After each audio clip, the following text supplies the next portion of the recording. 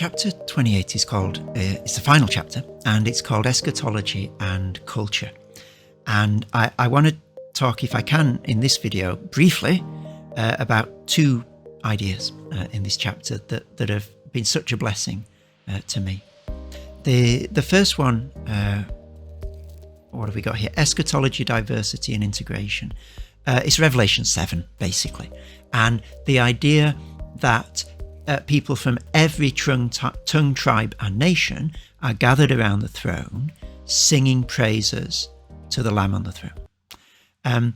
And how this is a picture of a diverse group of people that is not homogenized. It is still possible, it seems, in heaven to tell tongues and tribes and nations apart. They have not been erased as something that was inconvenient and passing. It seems that there's a richness in that diversity that has been kept in heaven, and yet they are united in one voice, all praising God, but not in a way that reduces them to some sort of human porridge with no distinctions.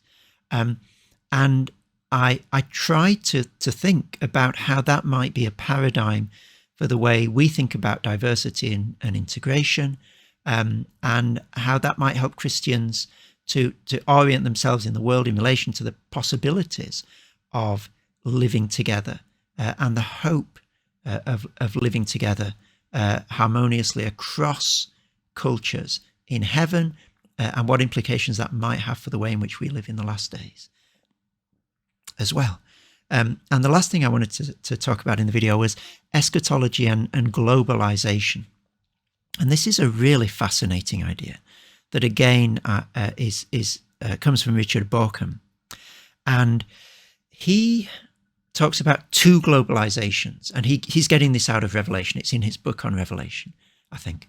There's a globalization of domination, which is a globalization of Rome, which in Revelation is figured in terms of the dragon, the beast, and the whore, which he and Oliver O'Donovan, I think, read in terms of economic and cultural exploitation and domination, and the way in which that gives a particular vision of globalization, what it means to think of the world as united in terms of being subjugated to an empire. So that's one vision.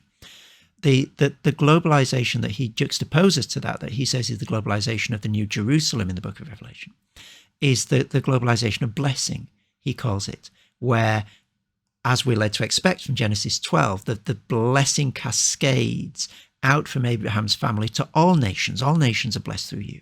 And that is another form of globalization.